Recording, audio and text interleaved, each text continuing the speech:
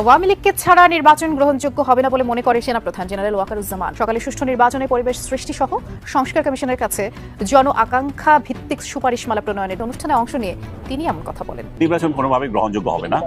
নির্বাচন আমি মনে করি না যে এই আওয়ামী লীগের পার্টিসিপেশন ছাড়া একটা নির্বাচন যদি হয় সেটা গ্রহণযোগ্য হবে কিনা এই প্রশ্নে আমি মনে করি এটা গ্রহণযোগ্য হবে না। ডক্টর ইউনূস হয়তো ফেব্রুয়ারির আগে পদত্যাগ করে ফেলতে পারে। পদত্যাগ করে নতুন করে আরেকটি তত্ত্বাবধায়ক সরকার গঠন হতে পারে। আওয়ামী লীগ বিহীন নির্বাচন এদেশে আদৌ সম্ভব না। আওয়ামী লীগ বিহীন নির্বাচন এদেশে হবে না। এই মুহূর্তে আওয়ামী লীগ ছাড়া নির্বাচন হবে না, এই কথাটি একেবারে সুস্পষ্ট ভাবে বলছে আওয়ামী লীগ একেবারে নিশ্চয়তার সহিত কনফিডেন্সলি বলছে আওয়ামী লীগ বিহীন নির্বাচন এদেশে হবে না। রিফাত আহমেদ রাষ্ট্রপতি হলে সেক্ষেত্রে আবার আরেকটা হলো যে তাহলে সেক্ষেত্রে একটা নতুন তত্ত্বাবধায়ক সরকার আসবে কিনা। ডক্টর ইউনূসকে সরিয়ে একটা নতুন তত্ত্বাবধায়ক সরকার আসলে সেই তত্ত্বাবধায়ক সরকারের প্রধান কি হবে? জেনারেল ওয়াকার এখন নিজের গদি রক্ষায় সর্বোচ্চ চেষ্টা করছে, কিন্তু তিনি তার গদি রক্ষা করতে পারবেন কিনা আমি জানি না। এদিক বিএনপি ও সেনাপ্রধান এনসিপির তরুণ নেতাদের বড় কোনো ক্ষতি করতে পারে সেই ইঙ্গিত দিচ্ছে। আসসালামু আলাইকুম দর্শক, ইতিমধ্যে ভিডিওর কিছু গুরুত্বপূর্ণ অংশ আপনাদেরকে দেখিয়ে দিয়েছি। আরো কিছু গুরুত্বপূর্ণ ভিডিও আপনাদেরকে ধারাবাহিকভাবে দেখানো হবে। তার অনুরোধ করবো যারা এখন পর্যন্ত ভিডিওটিতে একটি লাইক দেননি অবশ্যই ভিডিওটিতে একটি লাইক করে দিবেন এবং সম্পূর্ণ ভিডিওটি দেখে চ্যানেলটি সাবস্ক্রাইব করবেন। তো চলুন কথা না বাড়ি আমরা ধারাবাহিকভাবে পর্যায়ক্রমে ভিডিওগুলো দেখে আসি।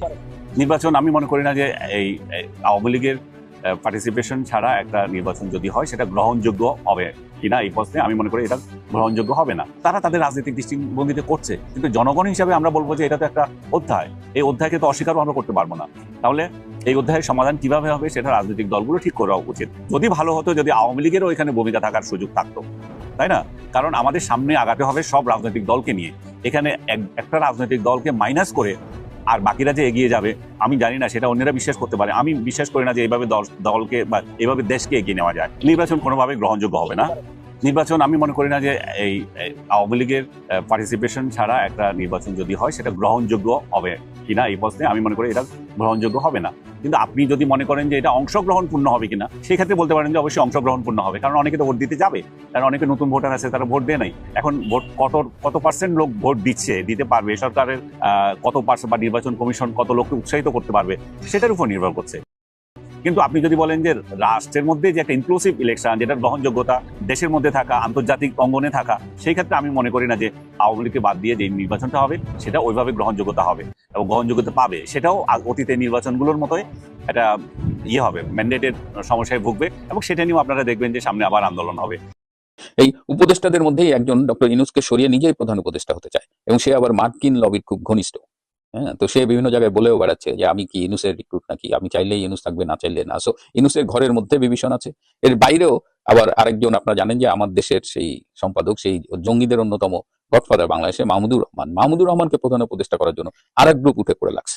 এর বাইরে আবার ফরহাদ মজার, তিনি আবার নিজেই প্রধান উপদেষ্টা হতে যাচ্ছেন। এদের উদ্দেশ্য হলো যে এরা প্রধান উপদেষ্টা হইতে পারলে যেটা হবে, এরা নির্বাচনটা দেবে না। এরা তখন এই বিপ্লবী সরকার, সংস্কার, বিচার এইসবের ধান্দা করে তারা নির্বাচনটা দীর্ঘায়িত করতে চায়। তারা নির্বাচনটা কেন দিতে চায় না? তাদের কথা হলো যে আমরা আন্দোলন করছি, আমরা শেখ হাসিনা সরকারকে সরাইছি, এখন বিএনপি কেন ক্ষমতায় আসবে? আমাদের কষ্টের উপরে, আমাদের রক্তের উপরে দাঁড়িয়ে বিএনপি কেন ক্ষমতায় আসবে? তারা এই যে বিএনপি আর আমেরিকার যে রিসেন্ট আন্ডারস্ট্যান্ডিংটা হয়েছে এটা তারা মানতে পারতেছে না। এটা মাহমুদুর রহমান গ্রুপ বলেন, ফরহাদ মজার গ্রুপ বলেন, এরা মানতে পারতেছে না। ডক্টর ইউনূসের হলো, ডক্টর ইউনূস বাধ্য হয়েছে আর কি। ডক্টর ইউনূস হলো যে এনসিপির উপরে ভরসা করা যায় না। জামাত যতই মানে রাষ্ট্র পৃষ্ঠপোষকতা দিক, 7 থেকে 8% বেশি তাদের পপুলারিটি বাড়তেছে না। তো এই অবস্থায় ইউনূস যদি সেফ এক্সিট চায় তাহলে তার একমাত্র অপশন হলো যে বিএনপির উপরে যদি ভর করা যায়, এবং তিনি আমেরিকাকে সেভাবে কনভিন্স করছেন যে বিএনপিকে ক্ষমতা দিয়ে চলে যাবে। আবার সেখানে একটু টুইস্ট আছে যে ডক্টর ইউনূস আবার রাষ্ট্রপতি হিসেবেও থাকতে চান আর কি।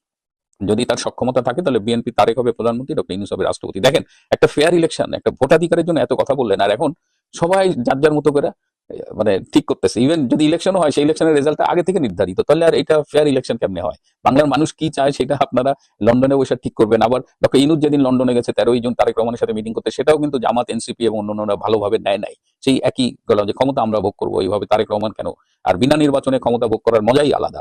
এই স্বার্থ এনসিপি পাইছে, জামাত পাইছে। তো এটা নিয়ে এটা হলো ইউনূসের কেন্দ্রিক। এখন ইউনূসের আসলে মানে চলে যেতে হবে। এখন সে কি একটা নির্বাচন দিয়ে বিএনপি বা যাকেই হোক ক্ষমতা দিয়ে যেতে পারবে, নাকি তার আগেই তাকে চলে যেতে হবে? এটারও একটা মেকানিজম আছে, যেটা বললাম যে মাহমুদুর রহমানরা চাচ্ছে তাকে সরিয়ে এখনই প্রধান উপদেষ্টা হতে। এর বাইরে রাষ্ট্রপতিকে নিয়েও একটা গেম চলতেছে। রাষ্ট্রপতি, আপনারা জানেন যে এতদিন রাষ্ট্রপতি আর সেনাপ্রধান এরা মোটামুটি একসাথে থেকে ইউনুসকে ব্যালেন্স করছে, কিন্তু রাষ্ট্রপতির সাথে সেনাপ্রধানের এখন সম্পর্কটা মোটামুটি আর নেই বলা চলে। সেনাপ্রধান আর রাষ্ট্রপতির ব্যাকআপ হিসেবে কাজ করছে না। রাষ্ট্রপতির সাংবিধানিক ক্ষমতাগুলো তিনি প্রয়োগ করতে পারছেন না। তার যে প্রেস উইং আছে, অন্যান্য ডিপার্টমেন্ট আছে, সেগুলোর উপরেও তার কোনো নিয়ন্ত্রণ নাই। শুধুমাত্র তার মিলিটারি সেক্রেটারি এবং যে প্রেসিডেন্সিয়াল গার্ড রেজিমেন্ট আছে এদের সাথে কিছুটা ইন্টারাকশন আছে। এর বাইরে বর্তমান রাষ্ট্রপতি শাহাবুদ্দিন চুপ্পু মোটামুটি এক ধরনের গৃহবন্দীর জীবনযাপন করছে। তার তার কোনো পাওয়ার নেই, তিনি চাইলেও কোথাও যেতেও পারেন না এখন। আর সর্বশেষ হলো পৃথিবীর বিভিন্ন বাংলাদেশি দূতাবাস থেকে তার ছবি নামিয়ে ফেলা হয়েছে। এই ছবি নামানোর সাথে সাথে একটা মানে গুঞ্জন উঠেছে যে রাষ্ট্রপতি শাহাবুদ্দিন আহমেদ চুপ্পুকে কি সরিয়ে দেওয়া হচ্ছে। আসলে এই প্রধানমন্ত্রীর কার্যালয়, রাষ্ট্রপতির কার্যালয়, বিভিন্ন সরকারি বেসরকারি প্রতিষ্ঠান, শিক্ষা প্রতিষ্ঠান এবং বিদেশে আমাদের যে দূতাবাসগুলো রয়েছে, সেই অফিসে আসলে বাংলাদেশ সংবিধানের 4 ক ধারা অনুযায়ী জাতির পিতা বঙ্গবন্ধু শেখ মুজিবুর রহমানের ছবি থাকার নিয়ম সংবিধান অনুযায়ী, কিন্তু সেটা কেউ মানে না।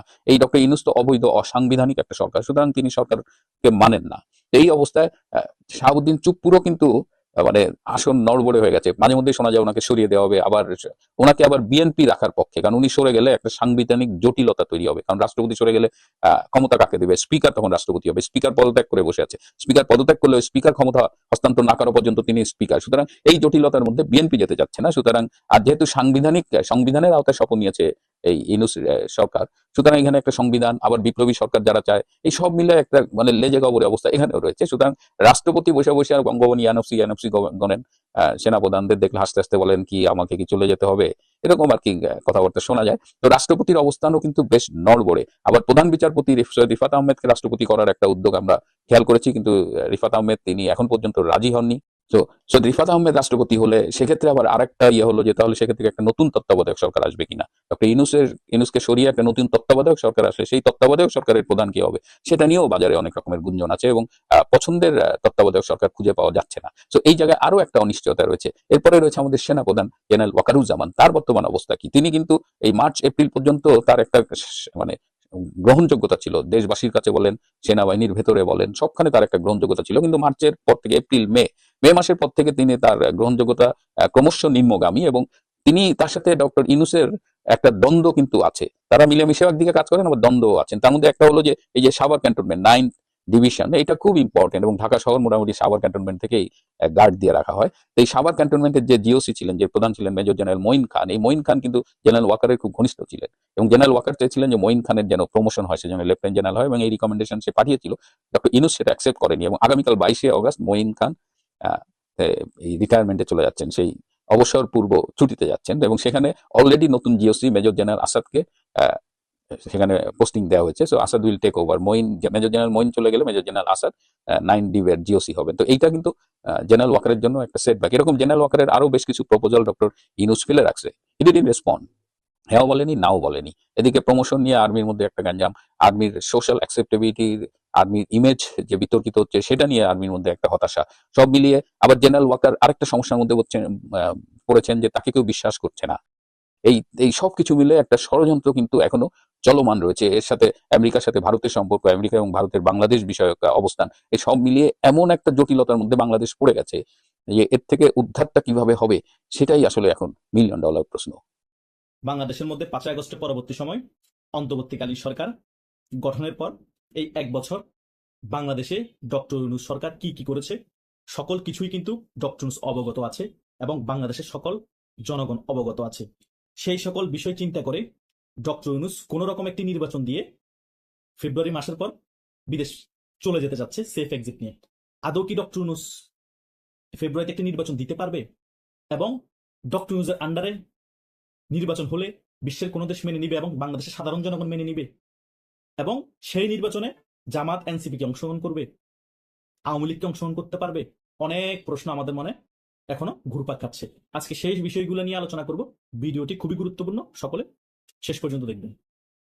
প্রথম বিষয় হচ্ছে ডক্টর ইউনূসের অধীনে বাংলাদেশ আওয়ামী লীগ নির্বাচনে অংশগ্রহণ করতে পারলেও অংশগ্রহণ করবে না। দ্বিতীয় বিষয় হচ্ছে বিশ্বের কোন দেশই মনে করে না ডক্টর ইউনূসের অধীনে একটি সুষ্ঠু ও ইনক্লুসিভ নির্বাচন হবে। তাই সম্ভাবনা আছে ডক্টর ইউনূস হয়তো ফেব্রুয়ারির আগে পদত্যাগ করে ফেলতে পারে।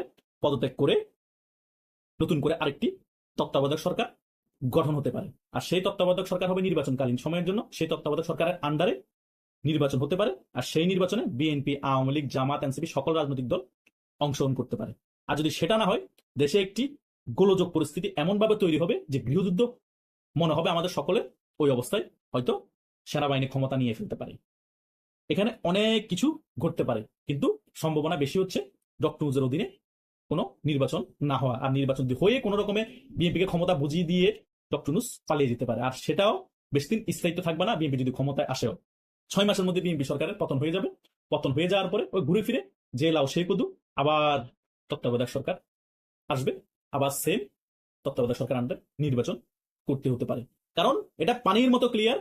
আওয়ামী লীগের যদি সুযোগ থাকে, আওয়ামী লীগকে যদি পা ধরে মানে বলে আপনার নির্বাচন করেন, ডক্টর ইউনূসের অধীনে আওয়ামী লীগ কোনো রকমের নির্বাচন অংশগ্রহণ করতে পারে না। আওয়ামী লীগ ভালো করেই জানে, আওয়ামী লীগ যদি নির্বাচনে অংশগ্রহণ না করে, এই ডক্টর ইউনূস যে সাধারণ নির্বাচন দিবে সেই নির্বাচন বানচাল হয়ে যাবে। এবং নির্বাচনের আগের সময়ে বিশ্বের ভাগা ভাগা দেশগুলো এবং জাতিসংঘ থেকে বলেন, এই আমেরিকার যে এখন প্রেসক্রিপশনে দিয়ে সরকার চলতেছে, আমেরিকাও তখন বলবে যে আওয়ামী লীগ ছাড়া কোনো ইনক্লুসিভ নির্বাচন দেওয়া ঠিক হবে না, এবং আওয়ামী লীগ ছাড়া যদি নির্বাচন হয়েও যায়, এই নির্বাচন কোনো গ্রহণযোগ্যতা পাবে না। এটাই বাস্তবতা। সে সকল বিষয় বুঝতে পেরে ডক্টর ইউনূস এখন জনগণকে বোঝানোর চেষ্টা করতেছে, আমরা যে কোনো বিনিময়ে, যে কোনো মূল্যে হলে ফেব্রুয়ারিতে নির্বাচন দিব। এটা হচ্ছে একটা আস্থাহীনতা। মূলত মুদ্রা কথা হচ্ছে আওয়ামী লীগ ডক্টর ইউনূসের অধীনে নির্বাচন করতে পারলেও নির্বাচন অংশগ্রহণ করবে না। আর দ্বিতীয় বিষয় হচ্ছে ডক্টর ইউনূস হয়তোবা ফেব্রুয়ারির আগে পদত্যাগ করে পালাতে পারে, আর একটি তত্ত্বাবধায়ক সরকার আসতে পারে, আর সেই তত্ত্বাবধায়কের আন্ডারে একটি ইনক্লুসিভ নির্বাচন হতে পারে।